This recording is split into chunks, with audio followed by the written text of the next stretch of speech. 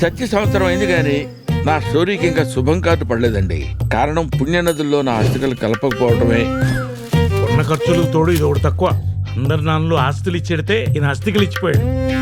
ఇంట్లో శుభకార్యం పెట్టుకుని అస్థికలు దాచడం అరిష్టం అండి. 1200 కిలోమీటర్లు, పైగా కార్ రెంట్ ఒకటి బొక్క. మీ నాన్న కారు ఉంది కదరా. అందులోనా? ఫ్యామిలీ మొత్తం ట్రిప్కి పోతున్నారంటే ఏదో పెద్ద చేసమే అయిండల్లా. అవునండి, అస్థికలు కలపడానికి పెడుతున్నాం. అయ్యో పాపం, గోదావరిలోనా? కాదండి, గోవాలో. వాట్? మెడ పట్టి సముద్రంలో ముంచి తీస్తాను బ్రోకర్ ముండా కొడక. కమ్ ఆన్ గైస్, ఇన్నేళ్ల తర్వాత ట్రిప్కి వచ్చాం. Let's celebrate.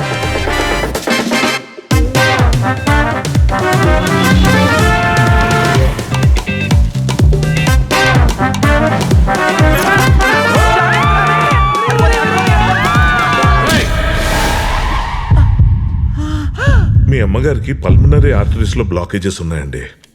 అర్జెంట్గా సర్జరీ చేయాలి. ఇప్పటికిప్పుడు సర్జరీ అంటే ఎలా అండి?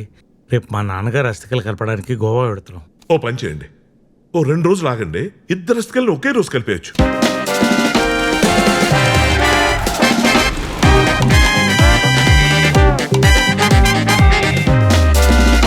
నన్ను ఇన్వాల్వ్ చేయకండి రావు గారు.